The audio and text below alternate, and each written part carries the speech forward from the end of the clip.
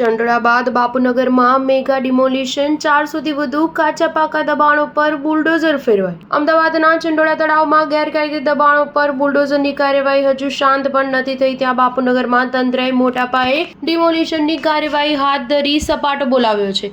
ગુરુવારે સવારથી અકબરનગર વિસ્તારમાં આશરે 400થી વધુ જેટલા કાચા પાકા મકાનો પર બુલડોઝર ફેરવી દેવાયા હતા. અમદાવાદ મ્યુનિસિપલ કોર્પોરેશન દ્વારા મળતી માહિતી અનુસાર આ વિસ્તારમાં રહેતા લોકોને પહેલાથી જ ગેરકાયદે બાંધકામને ખાલી કરવા ચેતવણી ઇસ્યુ કરી દેવામાં આવી હતી, જેમાં ઘણા લોકો તો એવા હતા જેમને વટવા વિસ્તારમાં સરકારી વસાહતોમાં મકાન ફાળવી દેવાયા હતા, છતાં તેમાંથી અનેક લોકો અહીંયા આવીને પાછા રહેવા લાગ્યાની જાણકારી મળી હતી. 5 જેસીબી અને 8 જેટલા હિટાચી મશીન તથા અનેક ટ્રક સાથે મોટા પાયે તંત્ર દ્વારા આજે સવારથી જ સપાટો બોલાવવામાં આવ્યો હતો. તંત્રની કાર્યવાહીના પગલે લોકોએ ઉતાવળે તેમના બાંધકામ પરથી પતરા અને કામની વસ્તુઓ હટાવવાની શરૂઆત કરી દીધી હતી. જોકે કોઈ અનિશ્ચિત ઘટનાને ટાળવા માટે ચુસ્ત પોલીસ બંદોબસ્ત પણ ગોઠવી દેવામાં આવ્યો હતો. આ ડિમોલિશનની કાર્યવાહી અંગે બાપુનગર વિસ્તારના ભાજપના કોર્પોરેટર પ્રકાશ ગુર્જરે કહ્યું કે અકબરનગરના છાપરા તરીકે ઓળખાતો આ વિસ્તાર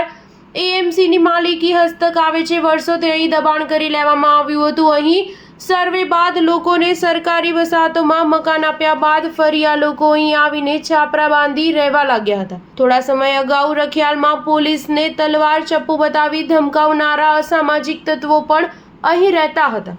સ્ટાર ન્યૂઝ 7 હંમેશા સચ્ચાઈની સાથે.